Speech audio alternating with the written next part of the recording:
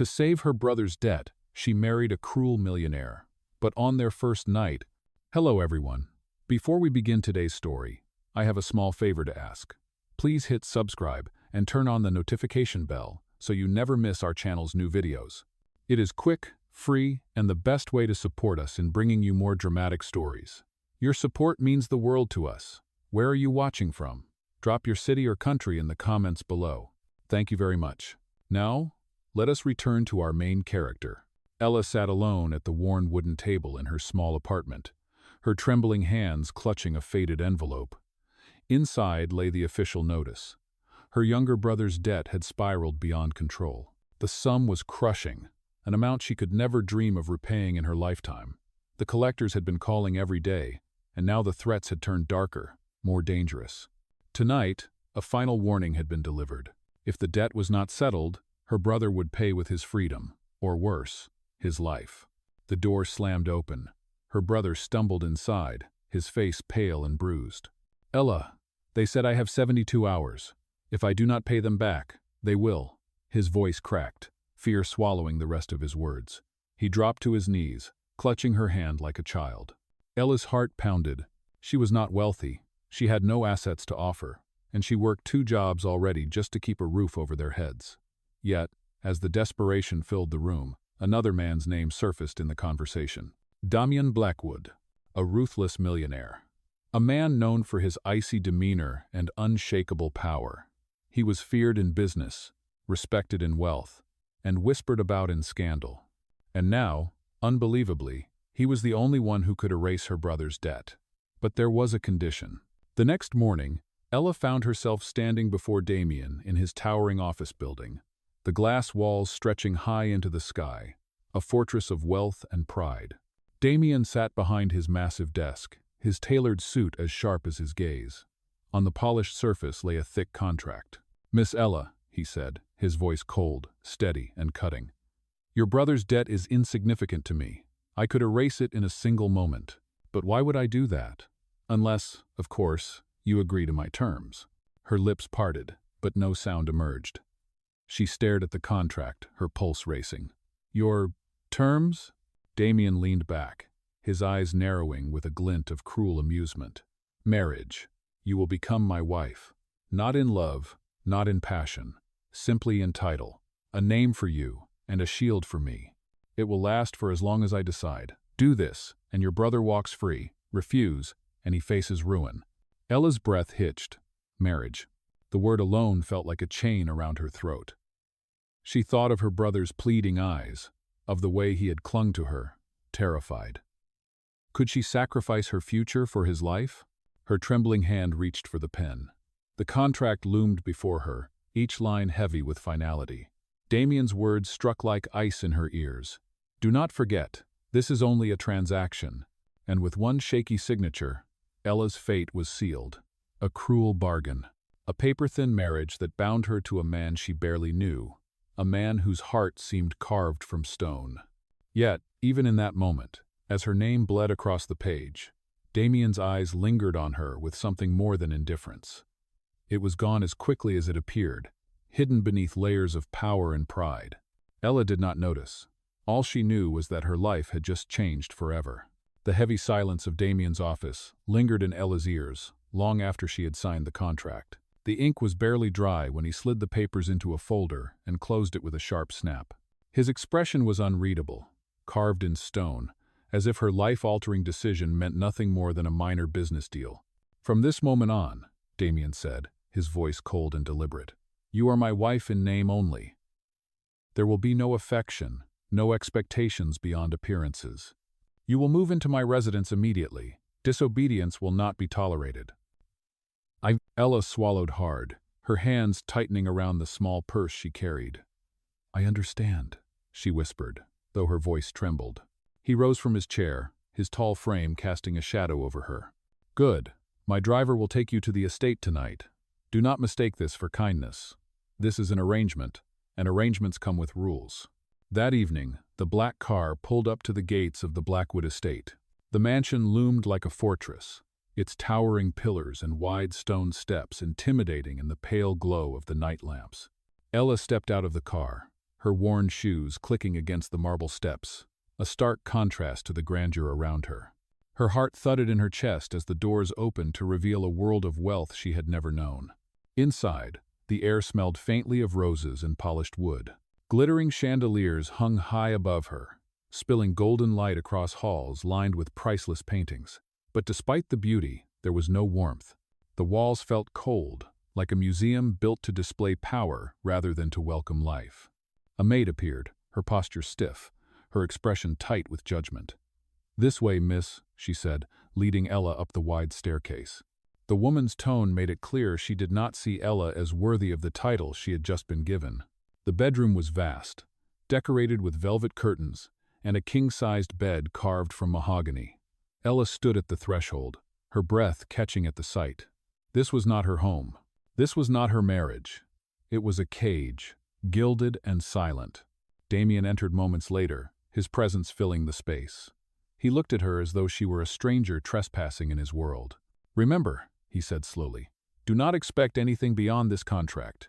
You will be Mrs. Blackwood in the eyes of society, but to me, you remain what you were before irrelevant." Ella felt the sting of his words, but she lifted her chin, refusing to let him see her break. Her voice, though soft, carried a thread of defiance. "You may see me as nothing, Damian, but I know why I am here. I will endure this, for my brother." His eyes narrowed, something flickering behind them, irritation, or perhaps a reluctant recognition of her courage. But he said nothing more. Instead, he left her standing alone in the room, the sound of the door closing echoing like a final verdict. That night, Ella sat on the edge of the enormous bed, the contract still burning in her mind. She pulled out a small notebook from her purse and opened to a blank page. With a shaky hand, she wrote, "Day 1. A marriage built on paper, not on love. But I must be strong. For him, for myself." Her words filled the silence, a secret vow that no one would ever read. In another wing of the mansion, Damian poured himself a glass of whiskey, staring out at the city skyline from the floor-to-ceiling windows. He told himself it was just business, nothing more. Yet the image of Ella's determined eyes refused to leave his mind. For the first time in years, he felt something stir in the cold fortress of his chest, an irritation he could not name, or perhaps the faintest crack in the armor he had built around his heart. The first night in the Blackwood estate was heavy with silence. The room was far too large, the bed far too soft, and the shadows on the walls stretched long, reminding Ella that she was no guest here, only a bargain sealed with ink. She lay awake, staring at the ornate ceiling, her thoughts spinning with fear and determination. The creak of the door startled her. Damian entered without hesitation, his tall frame cutting through the glow of the bedside lamp. He removed his jacket and set it neatly over a chair, then loosened his tie with deliberate precision. His every move was calm, controlled, but his presence carried a sharpness that made Ella's skin prickle. She rose quickly from the bed, clutching the fabric of her nightdress. "Do you need something?" Her voice was quiet, but steady. Damian's eyes swept over her, cold and calculating. "This is our wedding night. At least, that is what the world believes. But let us be very clear, Ella. I have no interest in playing the role of husband beyond what is necessary. Do not expect warmth from me. Do not expect affection." Her heart sank, though she had already known this was not a marriage born of love. Still, the bluntness of his words cut deep. "I never asked for affection," she said softly. "I only asked that my brother be safe." Something flickered in his gaze at her answer, a faint crack in the mask of cruelty. But he looked away, dismissing her with a shake of his head. "Your loyalty is admirable. Foolish, but admirable." The silence thickened between them. Damian moved to the window, the city lights reflecting off the glass, casting his features in a cold glow. Ella stood frozen, the distance between them heavier than walls. Finally, he spoke again, his tone edged with mockery. "You should rest. Tomorrow, society will see us together for the first time. You will smile, you will stand by my side, and you will play your part well. That is all I require." Oaf. Ella's hands trembled at her sides, but she lifted her chin. "If that is what it takes, I will endure it." Her words carried no plea, only quiet strength. Damian turned, his brows furrowing slightly as though surprised by her composure. Most would have begged or cowered in the face of his authority, but not her. He stepped closer, his polished shoes clicking against the marble floor. When he stopped in front of her, he reached into his pocket and pulled out a folded silk handkerchief. Without a word, he offered it to her. Ella blinked, confused. "What is this?" "You looked as if you were about to cry," he said flatly, though his voice carried an undertone she could not place. "Wipe your tears before anyone sees them. Weakness does not suit you." Her throat tightened. She had not realized her eyes had grown wet. Slowly, she accepted the handkerchief, its smooth fabric cool against her trembling fingers. She wanted to thank him, but the words caught in her throat. He had already turned away, his back a wall she could not climb. That night, long after Damian left the room, Ella sat at the small desk by the window, the handkerchief lying folded beside her notebook. She opened to a fresh page and wrote with steady strokes. Day 1, night. He says there will be no warmth, and perhaps he is right, but even cold stone can hold cracks. And cracks, if they deepen, let the light through. Her pen hovered over the page. She did not know why she wrote it. Perhaps it was hope. Perhaps it was only a dream. But the words gave her courage, and courage was all she had left. Meanwhile, in his private study, Damian poured himself another glass of whiskey. He stared at the amber liquid, remembering the quiet defiance in her eyes, and the way she had taken the handkerchief from him. He told himself it was meaningless, just a gesture. But deep inside, where he rarely dared to look, the image lingered. For the first time in years, the cruel millionaire wondered if he had underestimated the woman fate had forced into his life. The morning sun streamed through the tall windows of the Blackwood estate, painting the marble floors with soft golden light. Ella stood at the balcony, gazing out at the vast gardens that stretched farther than she could see. The beauty of the estate was undeniable, but it did not belong to her. To her, it was another reminder of the walls she had willingly stepped inside, a cage disguised as a palace. Her first breakfast as Mrs. Blackwood was not a meal shared with her husband. Damian was already gone, no doubt consumed by business that mattered far more to him than the woman he had bound by contract. Instead, Ella sat alone at the long dining table, a spread of food more than she could possibly eat laid before her. Silver platters gleamed under the light, but every bite turned to ash in her mouth. The silence was broken by a sharp laugh from across the room. A woman entered, her heels clicking against the floor with the confidence of someone who believed she owned every inch of the place. She was tall, elegant, draped in designer silk, her eyes narrowing as they landed on Ella. "So, it is true," the woman said coolly. "Damian really did marry the charity case." Ella stiffened. "I am his wife," she answered quietly, though her voice carried strength. The woman smirked. "A wife by paper, not by love. Do not fool yourself. You do not belong in this house, and you never will." With that, she swept past, leaving the sting of her words behind. Later that day, Ella accompanied Damian to a social gathering, as he had ordered the night before. The ballroom was dazzling, filled with chandeliers and the soft murmur of powerful voices. The moment they entered, all eyes turned toward them. Ella felt the weight of 100 stares, some curious, others cruel. Whispers rose like smoke, curling through the room. "Is that her?" someone muttered. "She looks so plain. Why would he choose her?" Ella's heart pounded, but she straightened her shoulders. She had promised herself she would endure this for her brother, and she would not falter now. Damian, standing tall beside her, remained unreadable. His expression betrayed nothing as he led her forward. Yet, she noticed how his grip tightened ever so slightly around her hand, as if anchoring her through the storm of judgment. The evening dragged on, filled with polite conversations and veiled insults. A woman leaned close to Ella and whispered with a sharp smile, "Do not think for a moment that you can change him. Damian Blackwood does not know how to love." Ella said nothing, but the words carved into her heart. When the night ended and they returned to the estate, Ella retreated to her room.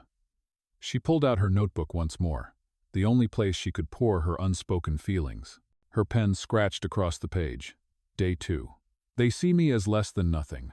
They laugh, they whisper, they remind me that I do not belong, but I cannot crumble.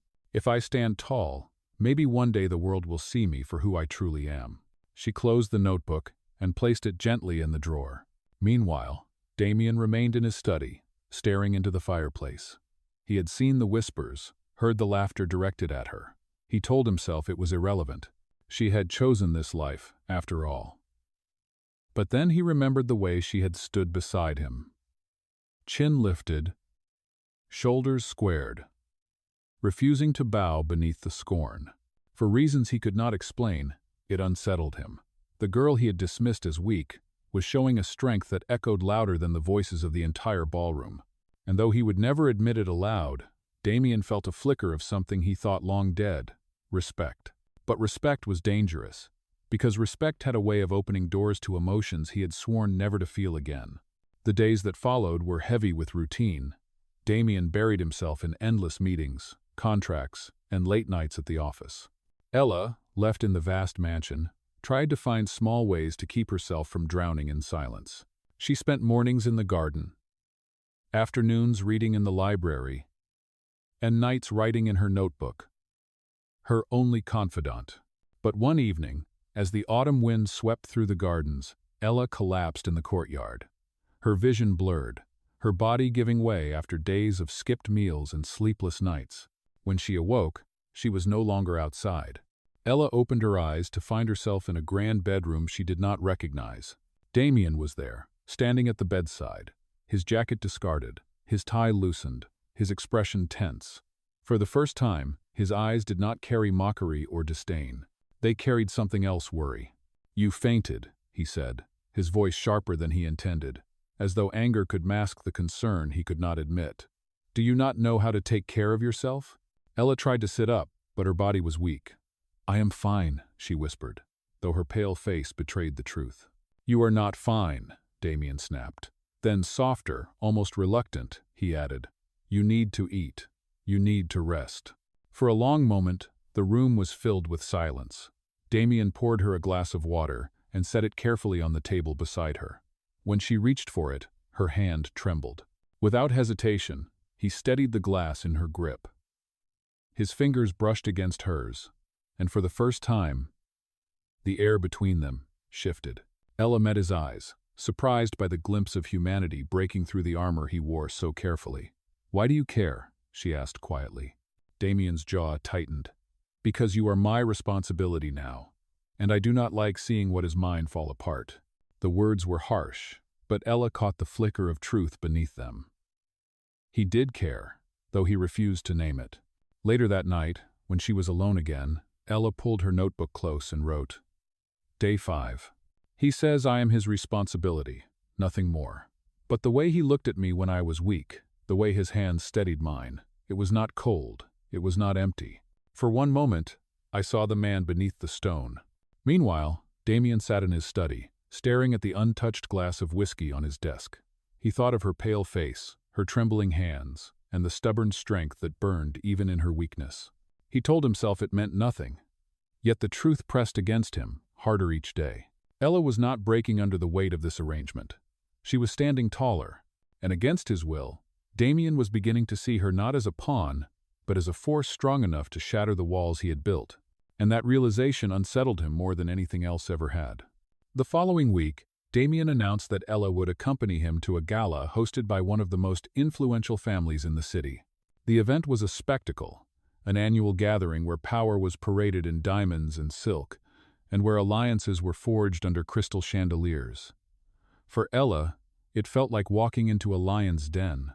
When they entered the ballroom together, whispers spread like wildfire. She could hear them, every cruel murmur disguised as idle conversation. "That must be her, the little nobody he married. She looks out of place. What is she wearing? He will grow tired of her soon enough." Oh, Ella's chest tightened, but she forced herself to walk tall, her hand resting lightly in Damian's. He did not look at her, his gaze fixed forward, but his grip on her hand was unyielding, steadying her more than she cared to admit. As the evening wore on, Ella tried to smile politely through introductions, though each one carried its own sting. At one point, a woman draped in jewels leaned close to whisper, "Do you really believe you belong here, Mrs. Blackwood? This world will eat you alive." Ella's lips pressed into a thin line. Her silence was her shield, but inside, her heart burned with humiliation. When dessert was served, one of the men at the table, emboldened by wine and arrogance, leaned back and sneered loudly enough for all to hear. "Damian, is this truly your wife? Forgive me, but she looks more like a servant dressed for a masquerade." Laughter rippled around the table. Ella froze, her cheeks flaming. Her fingers tightened around the napkin in her lap until her knuckles turned white. Before she could gather herself, Damian's chair scraped back against the floor. The room stilled. He rose, his towering presence commanding attention. His voice cut through the laughter, low and sharp as a blade. "She is not a servant," he said, his words cold and deliberate. "She is my wife, the only one with the right to stand beside me. And if anyone here believes otherwise, they are free to leave my table." Oh. The silence that followed was deafening. Faces paled, laughter died, and no one dared to meet Damian's gaze. The man who had insulted Ella muttered a quick apology and dropped his eyes to his plate. Ella sat frozen, stunned by the unexpected shield he had thrown around her. For the first time since the marriage began, Damian had not only acknowledged her publicly, but defended her with absolute authority. Her heart pounded, torn between confusion and something dangerously close to gratitude. She glanced at him, but he did not return her gaze. He simply sat back down, his face unreadable, as though nothing had happened. That night, back at the estate, Ella sat at her desk, her notebook open before her. She wrote with a trembling hand, "Day 6. Tonight, he defended me. Not in whispers, not in secret, but in front of them all. I should not feel this way, but for one moment, I believed he saw me not as a transaction, but as a partner." Meanwhile, Damian poured himself a drink in his study, though he barely touched it. The echo of his own words lingered in his mind. He had meant them when he said she was his wife, not for business, not for appearances, for reasons he refused to examine too closely. He had spoken from somewhere deeper, somewhere real, and that realization unsettled him more than the laughter of an entire ballroom ever could. The glow of the gala still lingered in Ella's thoughts the next morning, but it was quickly shattered when whispers of a hidden truth reached her ears. In the library of the Blackwood estate, she overheard two staff members talking in hushed tones. "They say Mr. Blackwood only married her to strike at her family," one whispered. "Yes, do you not know? Her late father once ruined a deal that nearly destroyed the Blackwood name. Damian has not forgotten."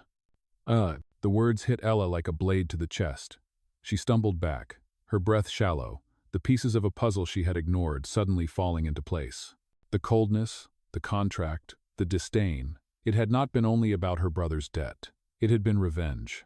That evening, she confronted Damian in his study.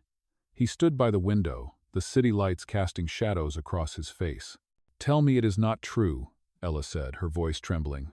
"Tell me you did not marry me only to punish me for my father's mistakes." Damian's jaw clenched. He turned slowly, his silence speaking louder than words. Her heart cracked. "So it is true," she whispered. All of it, every cruel word, every cold glance, was nothing but vengeance. His eyes flickered with something unspoken, but he did not deny it. That silence was enough. Tears blurred Ella's vision. "I gave up everything for my brother. I endured the whispers, the humiliation, the scorn. And still, I stood beside you. But you only saw me as a weapon to strike at a ghost." Without waiting for his reply, she fled the room. The echo of her footsteps down the marble hall carried the weight of finality. That night, in her chamber, Ella packed what little she owned. She left behind the silk dresses, the glittering jewels, the trappings of wealth that had never been hers. But on the desk, she placed her notebook, its pages filled with every moment of pain and flickers of hope. She left it open, the last line stark in its honesty. "Day 7. I thought I saw a man beneath the stone. I was wrong. There is no man there, only vengeance." When Damian entered the empty room hours later, his eyes fell on the notebook. He read her words in silence, each sentence cutting deeper than any wound he had ever known. For the first time, the man who had built his life on control felt the weight of loss.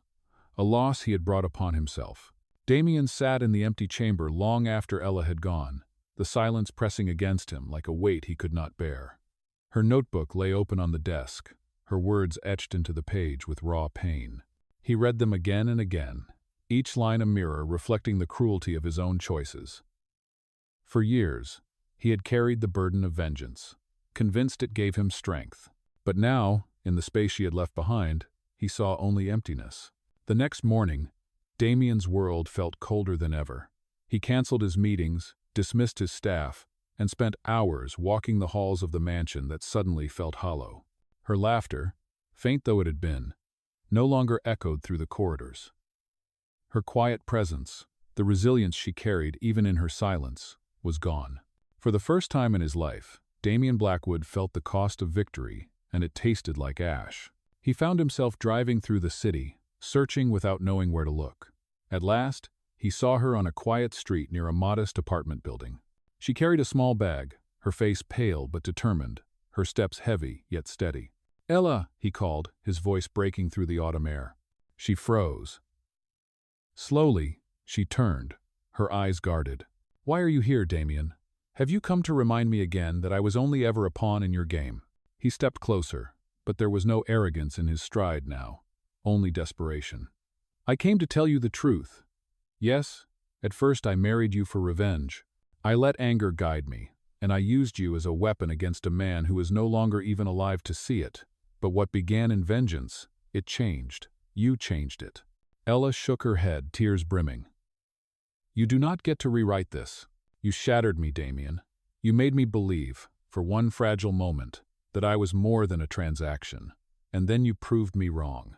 Damian's voice trembled, his carefully built walls crumbling. "I was wrong. I see that now. I thought revenge would give me peace, but it only gave me emptiness. It was you, Ella, your strength, your kindness, your defiance that forced me to feel again. I love you. I love you more than I ever thought I could love anyone." Her breath caught. The words she had longed to hear, the words she had written about in her secret notebook, were finally spoken. But they came too late, or so it seemed. "You cannot erase the pain with one confession," Ella whispered. "Love is not proven by words, Damian. It is proven by actions." He dropped to one knee before her, the cold pavement beneath him, his pride forgotten. "Then let me prove it. Not today, not tomorrow, but for as long as it takes. I will not ask you to forgive me now, but I will fight for you. I will fight to earn the right to stand beside you, not as a jailer, not as a man of vengeance, but as your husband." The world around them blurred. For a moment, there were no towering estates, no cruel contracts, no debts or past grudges, only a broken man and the woman he had wronged. Ella's tears spilled freely, but her voice was steady. "Then show me, Damian, show me that love is more than power. Show me that love can heal what hate has destroyed." He bowed his head, a vow forming in the silence between them. "I will, even if it takes a lifetime." And in that moment, for the first time since their story began, the cruel millionaire chose not power, not vengeance, but love. Weeks passed, and the city buzzed with speculation. Damian Blackwood, the ruthless millionaire once feared in every boardroom, was no longer the same. He appeared in public with Ella by his side, not with cold indifference, but with open pride. Where there had once been whispers of scandal, now there were murmurs of disbelief. The man who had been carved from stone was showing the world his heart. At a press conference held in the Blackwood estate, Damian stood before a sea of flashing cameras. Ella was beside him, her hand gently resting in his. He looked out at the crowd, his voice firm yet uncharacteristically vulnerable. "For years, I let vengeance guide me. I thought power could mend old wounds, but it only bred emptiness. The truth is, I wronged the woman standing beside me. I married her for reasons that were cruel and selfish. But through her strength, her grace, and her unshakable kindness, I discovered the meaning of love. Today, I end the cycle of hatred my family carried. Today, I choose her, openly and forever." Gasps rippled through the audience. Reporters scribbled frantically, cameras clicked, and questions rose, but Damian silenced them with a single gesture. He turned to Ella, his eyes steady. "Ella, I was blind to what truly matters. You are not my contract. You are not my revenge. You are my wife, the woman I love, the woman I will stand beside for the rest of my life." Ella's eyes glistened with tears, but her voice was strong. "I never asked for wealth. I never asked for power. I only wanted truth. If you mean these words, Damian, then let us build something real from what was broken. In front of the world, Damian pulled a silk handkerchief from his pocket, the same one he had once given her on their first night together, and gently placed it over her shoulder. This time, it was not to mask weakness, but to promise protection. The crowd erupted into applause, the sound rising like a tide. Later that evening, as the city lights twinkled beyond the estate windows, Ella sat with her notebook open. She wrote her final entry on a fresh page. This marriage began as a contract, a cage of stone and silence. But love broke through. Love turned vengeance into redemption. And now, as I hold his hand, I know this story will end, not with cruelty, but with truth, justice, and love. She closed the book with a smile, and Damian's hand covered hers, sealing the vow not with ink, but with action. For the first time, Ella felt free. And for the first time, Damian knew what it meant to truly love.